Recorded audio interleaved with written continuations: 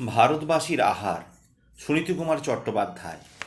আর পাঁচটা বিষয় যেমন অশন ভূষণেও ভারতবর্ষ বিচিত্র বিভিন্নতার দেশ, যদিও এই বিভিন্নতার মধ্যেও একটা অন্তর্নিহিত যোগসূত্রের একতা আছে।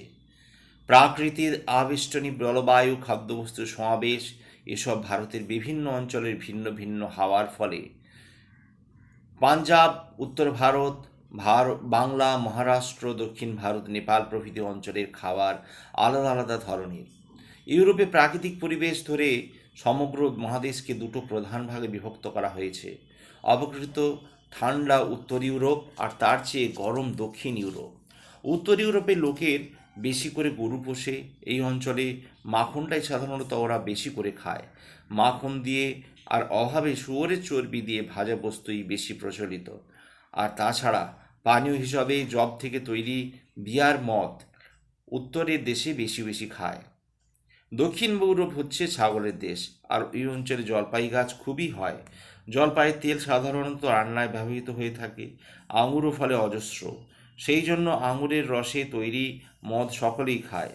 খাবারের সঙ্গে এই রকম ফল দেখে উত্তর ইউরোপের সম্বন্ধে বলা যায় বিয়ার অ্যান্ড বাটার এরিয়া, আর দক্ষিণ ইউরোপের সম্বন্ধে wine and olive oil area. ভারতবর্ষকে মোটামুটি এই ধরনের ভাগ করা যেতে পারে: পাঞ্জাব, উত্তর ভারত, মহারাষ্ট্রের শুকনো অঞ্চল আর সমুদ্রের উপকূলের বর্ষার দেশ। আর সাধারণ খাওয়া ধরে উত্তরাঞ্চলের নাম করা যায় হুইট অ্যান্ড ডাল অ্যান্ড ঘি এরিয়া, অর্থাৎ রুটি, ডাল আর ঘিয়ের দেশ। আর বাংলা, উড়িষ্যা, আসাম, মাদ্রাজ, মুম্বাইয়ের কেরল সমুদ্র তীরের অঞ্চলগুলিকে বলা যায় rice and fish and well area, অর্থাৎ ভাত, মাছ, তেলের দেশ। এই সব তেল সব জায়গায় একই নয়। বাংলা, আসাম, উড়িষ্যায় সর্ষের তেল, অন্ধ্র, কর্ণাট, তামিলনাড়ুতে তিলের তেল, কেরলে নারকেলের তেল। ঘি খাইয়েরা এর একটাও পছন্দ করে না। আজকাল ভেজিটেবল ঘি এর কল্যাণে এ বিষয়ে ভারত সংযম হয়ে আছে।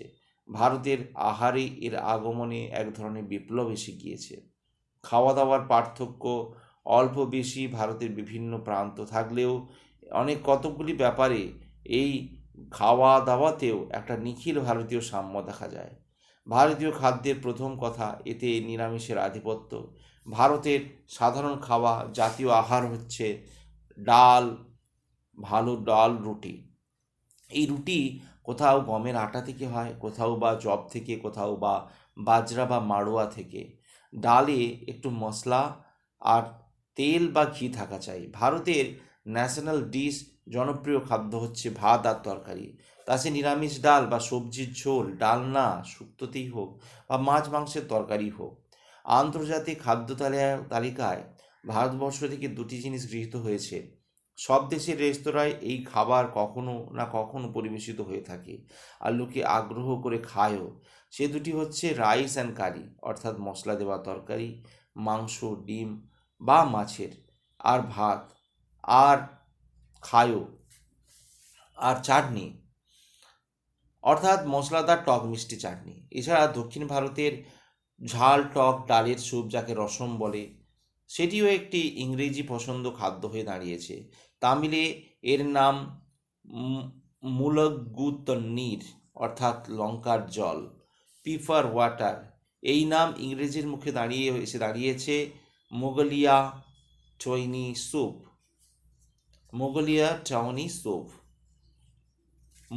মুলগ্গুতন্নির।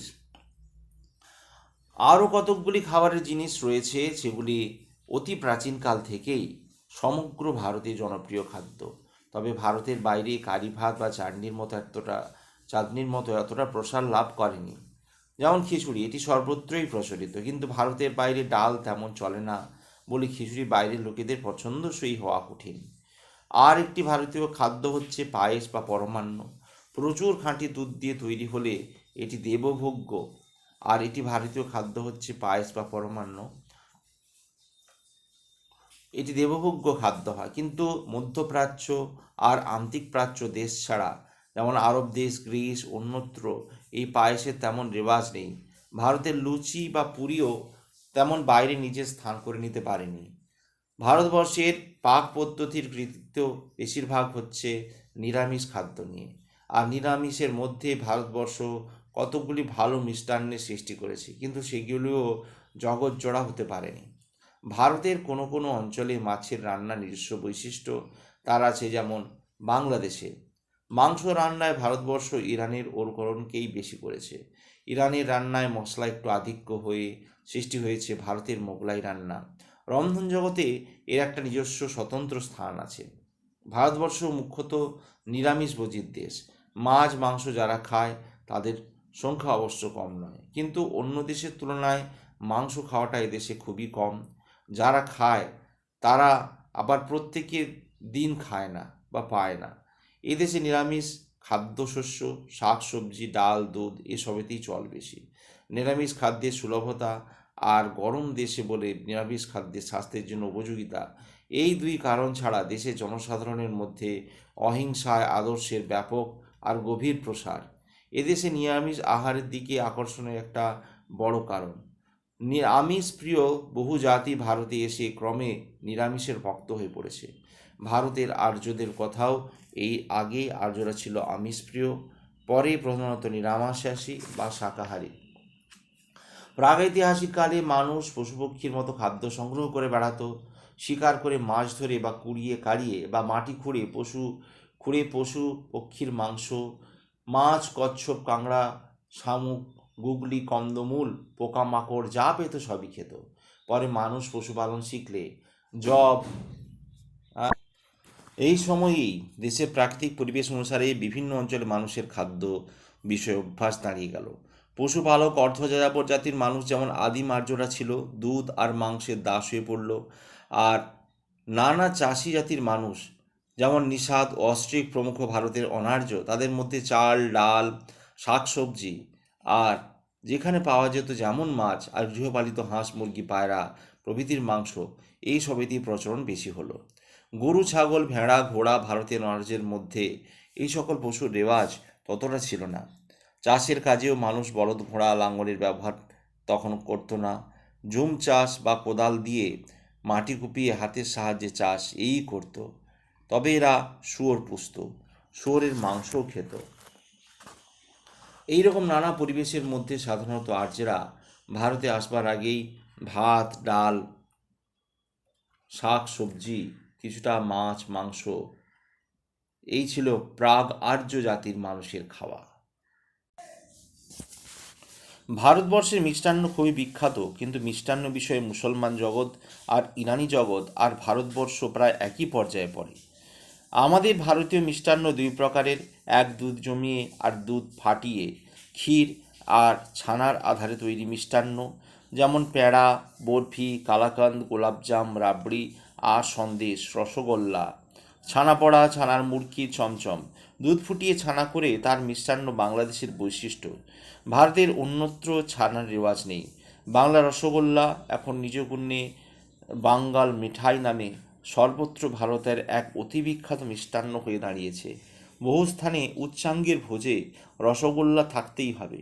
দ্বিতীয় প্রকার মিষ্টান্ন হচ্ছে শস্য চূর্ণের আধারে যবের ছাতু, গমের আটা, চালের গুঁড়ো, ডালের গুঁড়ো প্রভৃতি দিয়ে ঘিয়ে বা তেলে ভেজে নুন বা চিনির রসের মিশিয়ে তৈরি নোনতা বা মিষ্টি পকান্ন। তার উপরে আবার নারকেল কুচি বা কোড়া, পেস্তা বা চিনির রস মিশিয়ে তৈরি নোনতা বা মিষ্টি পকান্ন। তার উপরে আবার নারকেল কুচি বা কোড়া, পেস্তা, বাদাম, কিশমিশ প্রভৃতি দেওয়ার রেওয়াজ রয়েছে। ইউরোপের মিষ্টান্নে কেক এবং পেস্ট্রিতে ডিম থাকা চাই, ভারতীয় মিষ্টান্নে ডিম থাকে না। ধর্মের দিক থেকে ডিম বারণ।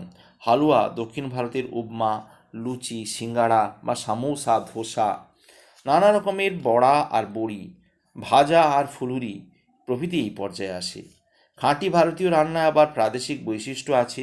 উত্তর ভারতের ডাল, শাক ভাজা প্রভৃতি যেভাবে বঘার বা ফোড়ন দেওয়া হয়, তা আমাদের দেশের ফোড়ন থেকে বা স্যাঁতলানো থেকে আলাদা। আবার ভাতে সিদ্ধ করে তরকারি তার বদলানো হয়।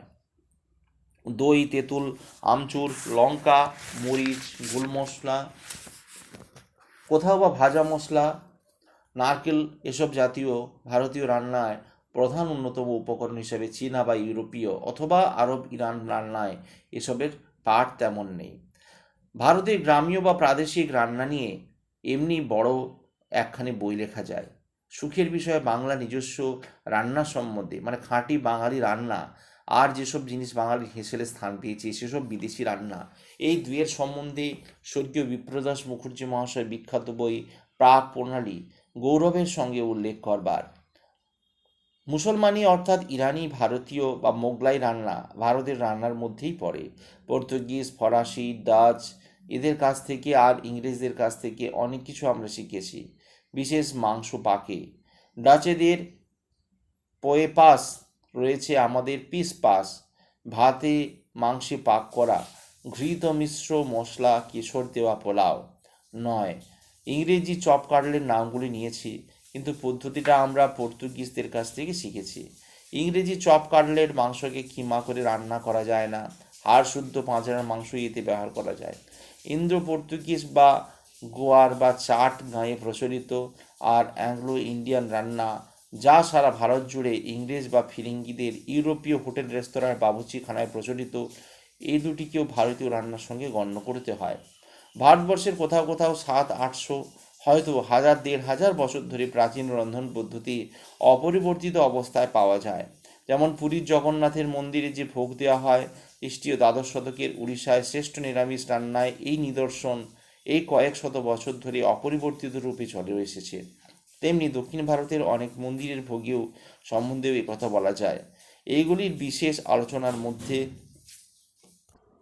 গণ্য করতে হয়। ভারতবর্ষে কোথাও কোথাও 700-800, হয়তো 1000-1500 বছর ধরে প্রাচীন রন্ধন পদ্ধতি অপরিবর্তিত অবস্থায় পাওয়া যায়। যেমন পুরীর জগন্নাথ মন্দিরে যে ভোগ দেওয়া হয়, খ্রিস্টীয় দ্বাদশ শতকের উড়িষ্যার শ্রেষ্ঠ নিরামিষ রান্নার এই নিদর্শন এই কয়েক শত বৎসর ধরে অপরিবর্তিত রূপে চলে এসেছে। তেমনি দক্ষিণ ভারতের অনেক মন্দিরের ভোগের সম্বন্ধেও বলা যায়। এগুলির বিশেষ আলোচনার মধ্যে ভারতবর্ষের রন্ধন শিল্পের ইতিহাসের কথা নিহিত হয়েছে।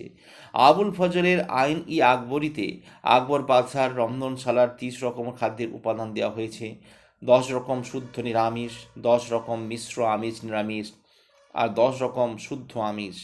দশমের ঘি, দশমের মিশ্রি, দশ সরি 10 ঘি, 10 মিশ্রি, 10 সুজি আর অন্য উপকরণ সম্ভবত এইভাবে এই ইচ্ছে বাদশাহী হালুয়ার উপাদানের প্রমাণ।